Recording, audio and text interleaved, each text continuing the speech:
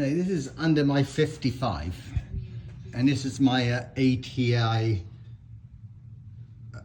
400 Turbo 400 racing transmission.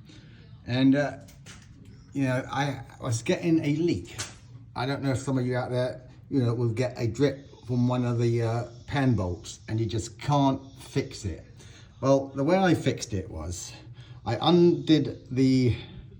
took the bolt out, and then I cleaned up inside the hole with some carb cleaner and an earbud, and then I cleaned up my bolt, obviously, and I put some gasket sealant on the bolt, and then I quickly sprayed out the hole again and cleaned up with an earbud, so that was spotless, and I squished up the sealant into the hole. And then I quickly put the nut back in and snugged it up and left it overnight. And I have had no oil leaks since then.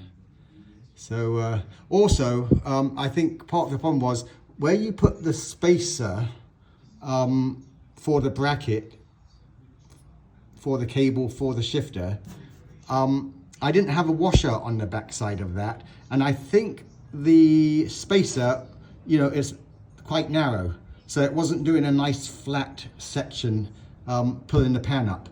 So I did actually put a washer there as well, so I had a flatter surface going into the pan, you know, squishing it together better. Anyway, solved my oil leak problem. And another thing I did while I'm underneath here, when I had the pan off last, I drilled a hole in it, made sure there was nothing on the back side of this, to put my oil temperature sensor in my transmission. It's always nice to know how hot the transmission's getting. And well, I guess it is and it isn't, because I think a transmission always runs a lot hotter than people think they do. So once you got a temperature gauge in there, it's always a bit stressing, like, man, I didn't realize my transmission was running that hot. But I've got it running pretty good now.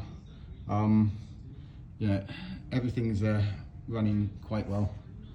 Doesn't get too hot. And I put these 48-inch ladder bars in from Auto World, and man, this thing really gets pretty damn good traction.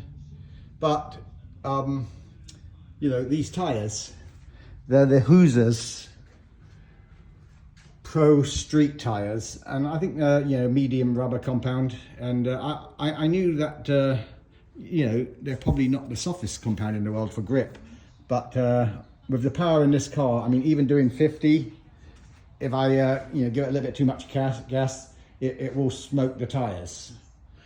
But it does hook up really well, but it's just a little bit overpowered for the street. But it's a lot of fun.